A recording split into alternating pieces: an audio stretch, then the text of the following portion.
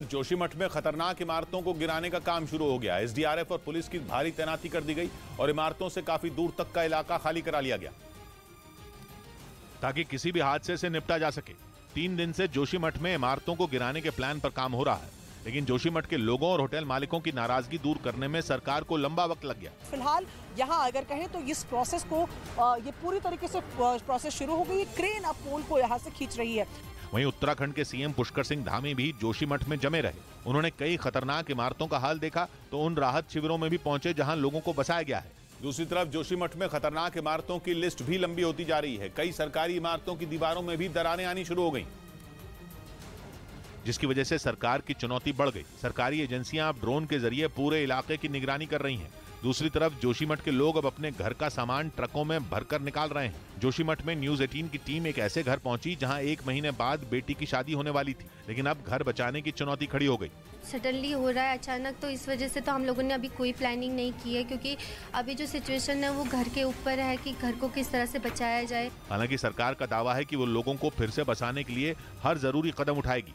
इस बीच जोशीमठ की तरह ही उत्तराखंड से 82 से भी लोगों के घरों में दरारें पड़ने की शिकायत सामने आई। वहां अटाली गांव के लोगों ने आरोप लगाया कि ये सब वहां बनाई जा रही नई रेलवे लाइन की वजह से हुआ, जो ऋषिकेश से कर्णप्रयाग को जोड़ने के लिए बनाई जा रही है। गांव वालों ने आरोप लगाया कि रेलवे की तरफ से की गई खुदाई से कई इलाकों में पहाड़ दरके और वहां बड़ी बड़ी दरारें पड़ गईं। हजारों ट्रक लाखों ट्रक मिट्टी चलेगी आगे से तो जमीन नीचे जाएगी, बाकी क्या होगा। जहां रेल लाइन का काम जारी था वहां तो इतने गहरे गड्ढे हो गए कि कई मीटर दूर से भी साफ नजर आए। जो जमीन है वो धंस गई है, लगभग 3 फीट तक जमीन धंसी है। बताया गया कि रेलवे ने एहतियातन यहां लोगों के जाने पर रोक लगा दी ताकि कोई हादसा न हो जाए, लेकिन गांव के लोगों को अब उन घरों में भी डर लगने लगा है जिनमें वो सालों से रह रहे थे। ऐसा इसलिए क्योंकि रेल लाइन बिछाने के काम की वजह से उनके घरों की दीवारें अब टूटने लगी। और जब न्यूज 18 की टीम अटाली गांव पहुंची तो हमने उन घरों की हालत भी देखी जहां लगातार दरारें बढ़ने का दावा किया गया। सीढ़ी अलग हो रही है, जो ये गैप है ये लगातार बढ़ता चला जा रहा है। हालांकि रेलवे का दावा है कि निर्माण कार्य में लगी मशीनों की वजह से आसपास के कुछ घरों को बस मामूली नुकसान पहुंचा, जिनकी मरम्मत रेल लाइन का काम पूरा होते ही कर दी जाएगी। इधर दिल्ली के पास नोएडा में बनने वाले 2 कफ सिरप पर WHO ने बैन लगा दिया।